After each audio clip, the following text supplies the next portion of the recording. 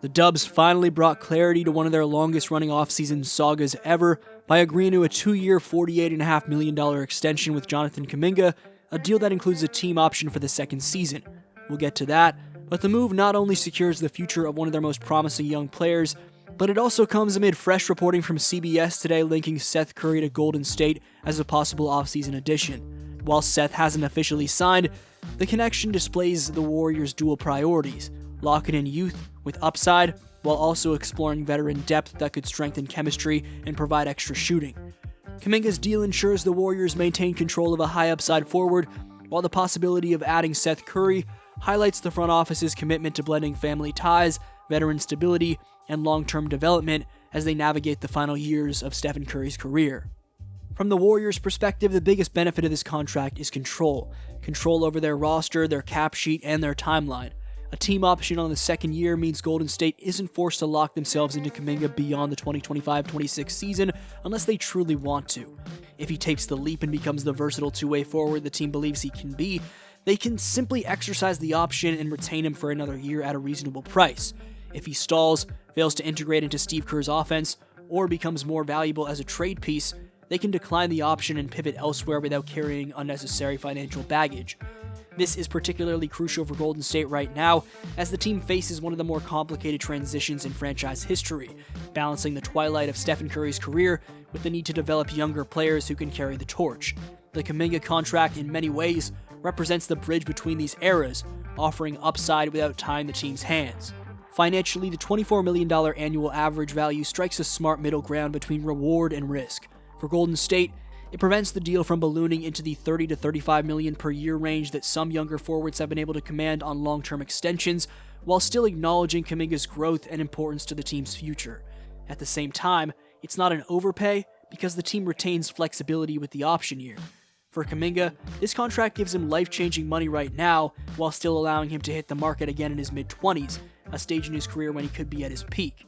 By avoiding the qualifying offer route, he dodges the risk of playing one more year on a modest salary without the guarantee of a long-term payday. The middle ground deal protects both parties from the worst-case outcomes and incentivizes both sides to maximize the next 2 seasons. This contract also has massive implications for Golden State's trade flexibility moving forward.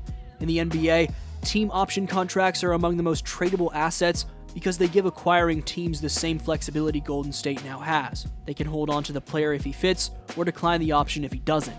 Kuminga's $24 million salary is also the perfect mid-tier number to plug into trade frameworks for all-star caliber players, meaning that if the Warriors decide to swing for a big move to maximize Curry's final years, Kuminga could be the centerpiece of the deal. At the same time, keeping him under contract prevents the scenario where he walks away for nothing in free agency, which would have been disastrous for a team already light on young blue-chip assets. In essence, this extension protects Kuminga's value whether Golden State keeps him long-term or leverages him in a trade. Few contracts give a front office this much optionality, which is exactly why the Warriors pushed so hard for a short-term structure with a team option. They got their wish. From a basketball standpoint, Kuminga remains one of the Warriors' most intriguing young players, and this deal ensures he continues his development in a system that's already invested heavily in him. His blend of elite athleticism, defensive versatility, and improving offensive skills fills needs that Golden State struggled to address since the departure of Kevin Durant.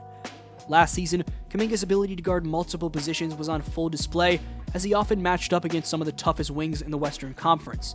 On the offensive end, he showed that he can score in transition, attack mismatches, and hit open shots when given opportunities. While his fit in Steve Kerr's motion offense has been uneven, the progress has been noticeable. If Kuminga can iron out those kinks, the Warriors may have a homegrown star who can help bridge the gap between the current dynasty and the next era. This contract gives him the perfect platform to prove he belongs as a cornerstone. The short-term nature of the extension also creates a unique motivator for Kuminga himself. Unlike a 4 or 5 year guaranteed extension, which can sometimes cause young players to feel secure regardless of performance, this contract demands urgency. With the Warriors holding the power to pick up or decline the second year, Kuminga knows that he must deliver right away to secure his place in Golden State's long-term plans. That means improving his decision-making in the offense, sharpening his defensive consistency, and proving he can play winning basketball alongside Curry, Butler, and Green. For a player with as much raw talent as Kuminga, this type of structure could be exactly what fuels his growth. He gets a huge financial reward, but he also has the incentive to prove he's worth even more in the next deal.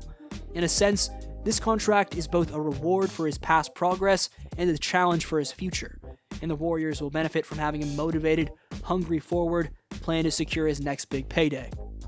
For the Warriors as a whole, resolving Jonathan Kuminga's situation also removes what had become a significant offseason roadblock.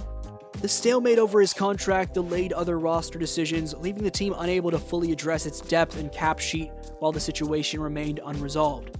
Now, with Kuminga's future at least temporarily settled, the front office can move forward with their greater clarity.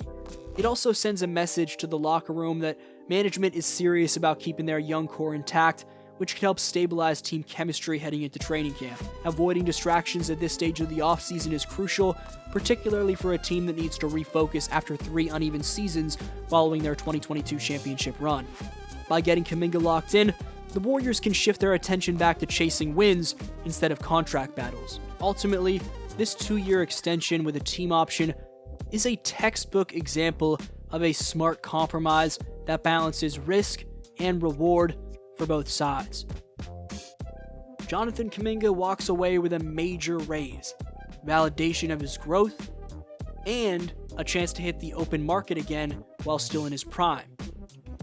The Warriors secure a young, high-upside piece without tying up their books long-term, keeping flexibility for both roster building and future trades. If Kuminga fulfills his potential and becomes a star, the Dubs will look absolutely brilliant for locking him up at this price with team control, folks. If he stagnates, they have an exit strategy that doesn't leave them saddled with dead cap space. For Golden State, a franchise trying to walk the fine line between honoring the Curry era as best as they can and planning for life beyond it, which they have to do as well, this contract strikes the exact balance they need. It's both a bet on a young player's upside and an insurance policy against the inherent risks of player development. And in today's National Basketball Association, that kind of flexibility is absolutely invaluable. Kuminga gets it off and scores at the end of the third quarter. Daniels is there for another steal. Gives it right